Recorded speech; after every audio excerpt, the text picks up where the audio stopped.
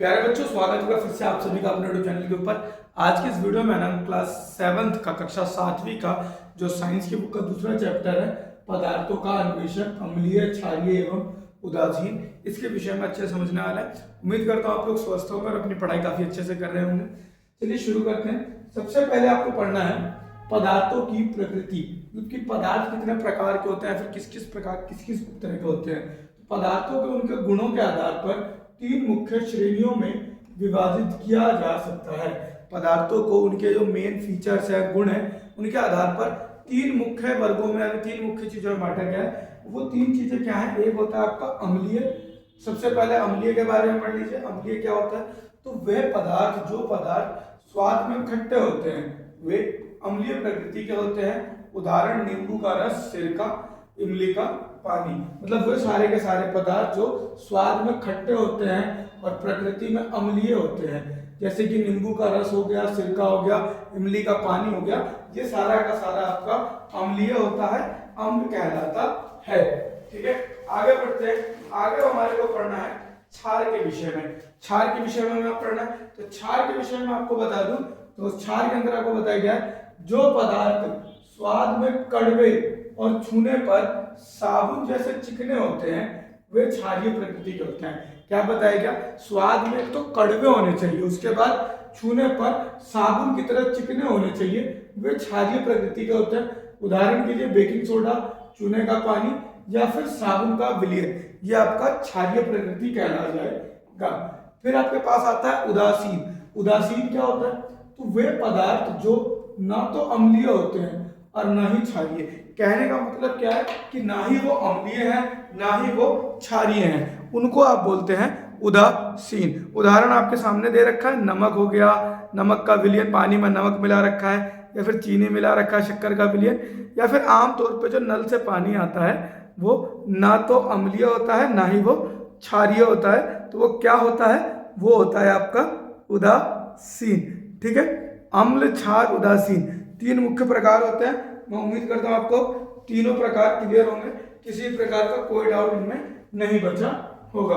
फिर आ जाता है सूचक। सूचक किसे कहते हैं? तो सूचक उन पदार्थों को, उन वस्तुओं को कहा जाता है जो अम्लीय, क्षारीय को अलग अलग रंग दर्शाते हैं। जबकि अम्ल, क्षार में इसको मिलाएंगे तो अलग अलग रंग दर्शाते हैं, उन्हीं को आप सूचक कहते हैं। उन्हें अम्ल, क्षार सूचक कहा जाता है। जैसे कि अम्ल क्षार के बारे में बता रहे हैं तो अम्ल क्षार सूचक हो गए, किसी और चीज के बारे में बता रहे होते तो ये उसके सूचक कहला रहे होते। फिर ठीक है, जिस चीज के विषय में बताते हैं उस चीज के सूचक कहलाते हैं।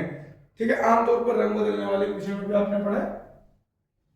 फिर आ जाता है आपके पास प्राकृतिक सूचक। कुछ सूचक ऐसे होते हैं जो हमारे को प्रकृति से प्राप्त हुए, उनके विषय में पढ़िए। सबसे पहले लिटमस के बारे में आपको बताया गया।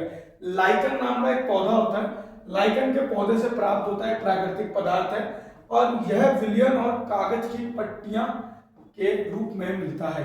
ये या तो लिक्विड रूप में आता है या फिर कागज के रूप में आता है।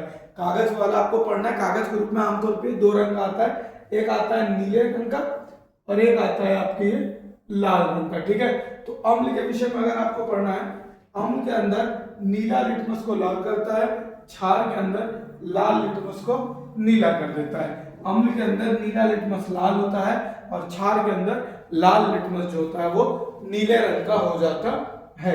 इसके अलावा आपको अगला पढ़ना है गुलाब का अर्क, लाल गुलाब का अर्क। लाल गुलाब का अगर आप विलयन बनाएंगे ना तो हल्का सा गुलाबी रंग का बनता है, वो हल्का गुलाबी का, लेकिन जैसे उसके अंदर अम्ल मिलाया जाएगा वो गाढ़ा लाल रंग दे देता है, और जैसे क्षार मिलाएंगे आप वो हरा रंग दे देता है। ठीक, आगे बढ़े। हल्दी। हल्दी खास है, हल्दी प्राकृतिक है, हल्दी नेचुरली है टोटल। हल्दी क्षारीय विलयन में हल्दी का रंग पीला रंग लाल हो जाता है, और अम्ली के अंदर उदासीन, अम्ल और उदासीन विलयनों में अपरिवर्तित रहता है, कोई चेंज नहीं आता है, सिर्फ और सिर्फ क्षार के साथ अभिक्रिया करता है। तो आपने देखा होगा कि कभी कभी हमारे स्कूल से आने के बाद शर्ट वगैरह पे सब्जी गिरी रह जाती है, और जैसे इस पर मम्मी साबुन लगाती है, साबुन आपका क्षारीय प्रकृति का था, तो साबुन क्षार जैसे लगता है हल्दी को, वो लाल रंग में परिवर्तित हो जाता है। ठीक, आगे बढ़ते हैं। घ्राण सूचक। ये वो सूचक होते हैं जो है ना गंध में परिवर्तन लाते हैं, स्मेल के अंदर चेंजेस लाते हैं।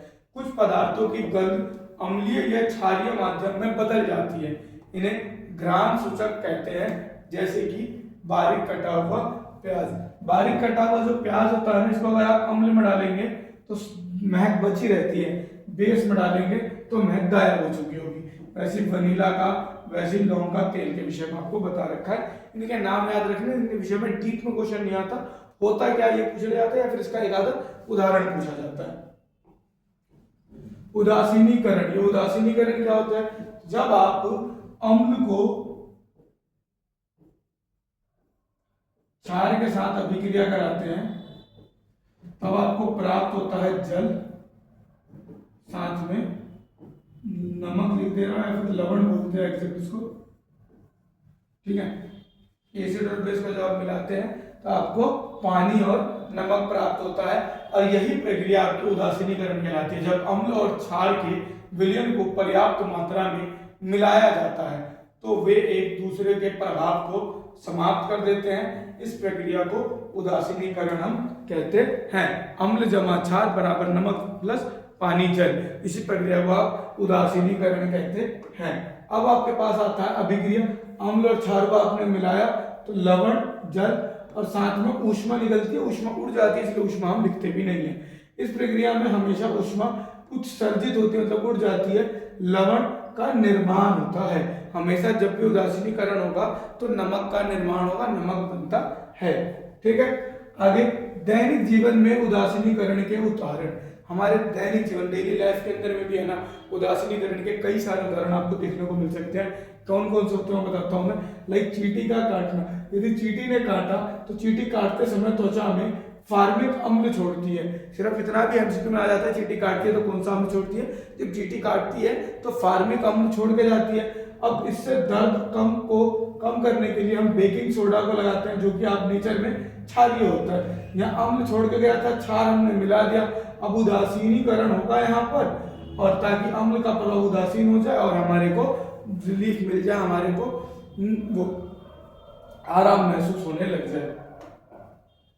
सेकंड, मृदा उपचार। यदि मृदा के अंदर लगातार कई समय से या फिर अधिक मात्रा में आप उर्वरकों का इस्तेमाल कर रहे हैं, अम्लीय उर्वरक होते हैं, बहुत अधिक अम्लीय होता है तो उसमें चूना मिलाया जाता है। ज्यादा फर्टिलाइजर वगैरह इस्तेमाल करते हैं ना तो अम्लीय हो जाता है, इसके लिए उसके अंदर फिर चूने को मिलाया जाता है। चूना मिलाने से क्या होता है? चूना मिलाने के बाद चूना जो होता है हमारा क्षारीय प्रकृति का होता है, अम्ल और क्षार मिलकर लवण बना देते हैं, उसके बाद मिट्टी हमारी फिर से उपजाऊ हो जाती है। यदि मिट्टी क्षारीय है तो जैविक खाद मिलाई जाती है और अम्ल छोड़कर मिट्टी को उदासीन बनती है। यदि मिट्टी हमारी पहले से ही क्षारीय है तो हम उसमें अम्ल भी मिलाते हैं। अम्ल के रूप में आप जैविक खाद, गाय का गोबर वगैरह मिला देते हैं, जिससे कि फिर उदासीन हो जाती है और अगेन आपकी खेती बाड़ी आसानी से होती रहती है। फिर कारखानों का अपशिष्ट, कारखानों को ये सलाह दी जाती है कि वो अपना जितना भी उनका वेस्ट होता है ना, अपशिष्ट होता है, उसको डायरेक्ट नदी में ना बहाएं। ऐसा कहा जाता है, क्यों कहा जाता है, ये सवाल आता है। ऐसा इसलिए होता है जिससे कि कारखानों के अम्लीय कचरे को जलाशय में छोड़ने से पहले क्षारीय पदार्थ मिलाकर उदासीन किया जाता है, ताकि जलीय जीवों जैसे कि मछली को बचाया जा सके। अगर अम्लीय गिरा देंगे, अगर क्षारीय गिरा देंगे तो जितने भी जलीय जीव होंगे हमारे, मछली वगैरह, उनको नुकसान पहुंचेगा। उनको बचाए रखने के लिए, उनकी सुरक्षा के लिए कारखानों का अपशिष्ट पहले उदासीन करना आवश्यक होता है। फिर एक महत्वपूर्ण नाम है आचार्य प्रफुल्ल चंद्र रे। ये आधुनिक भारतीय रसायन विज्ञान के जनक कहा जाता है इनको।